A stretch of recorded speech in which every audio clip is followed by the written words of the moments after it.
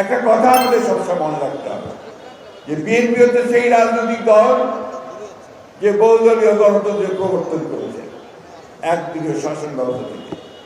BNP হচ্ছে সেই রাজনৈতিক দল যে রাজনৈতিক দল আমাদের মিডিয়ার স্বাধীনতা নিশ্চিত করেছে। বিএনপি হচ্ছে সেই রাজনৈতিক দল যে শহীদ প্রেসিডেন্ট জিয়া রহমানের 19 দফাকে কেন্দ্র করে দেশের বেগম খালেদা জিয়া 2016 সালে ভিশন 2030 নতুন একটি বাংলাদেশের রূপকল্প দিয়েছিলেন। বিএনপি হচ্ছে সেই রাজনৈতিক দল যে ফ্যাসিস্ট শাসনে যখন বাংলাদেশ তছনছ হয়ে গেছে, ভেঙে গেছে, প্রতিটি প্রতিষ্ঠান ভেঙে গেছে, সেটাকে আবার নতুন করে গড়ে তুলবার জন্যে, বাংলাদেশের রাজনৈতিক কাঠামোকে নতুন করে গড়ে তোলার জন্যে, বাংলাদেশের অর্থনীতিকে নতুন করে গড়ে তুলবার জন্যে 31 দফা কর্মসূচি প্রণয়ন করেছে।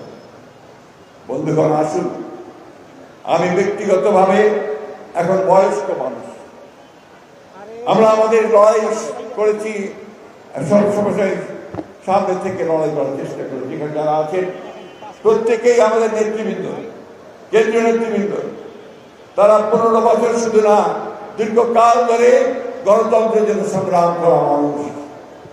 আজকে আপনারা যারা আছেন, আপনারা সবাই সেই সংগ্রাম লড়াই করেছেন। এই সংগ্রাম ও লড়াইকে সত্যিকার অর্থে বাংলাদেশের কল্যাণে, বাংলাদেশের জনগণের কল্যাণে কাজে লাগানোর জন্য আমরা রাজনৈতিক দল বিএনপিকে শক্তিশালী করি। আজকে এই সম্মেলনের মধ্য দিয়ে আমাদের প্রত্যাশা সেটাই।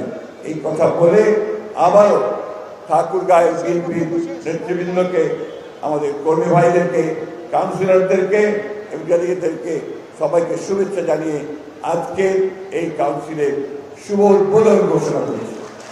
একটি কথা শুধু বলে দিতে চাই, আপনারা নিশ্চয়ই সবাই জানেন যে আজকে আমাদের এই কাউন্সিলে আমাদের ভারপ্রাপ্ত চেয়ারম্যান, তরুণ প্রজন্মের নতুন গণতান্ত্রিক নেতা, যিনি আমাদের দিক নির্দেশনা দিয়েছেন, জনাব তারেক রহমান সাহেব বিকেল 3:30টায় আমাদের মাঝে এসে উপস্থিত হবেন এবং আমাদের মাঝে বক্তব্য রাখবেন।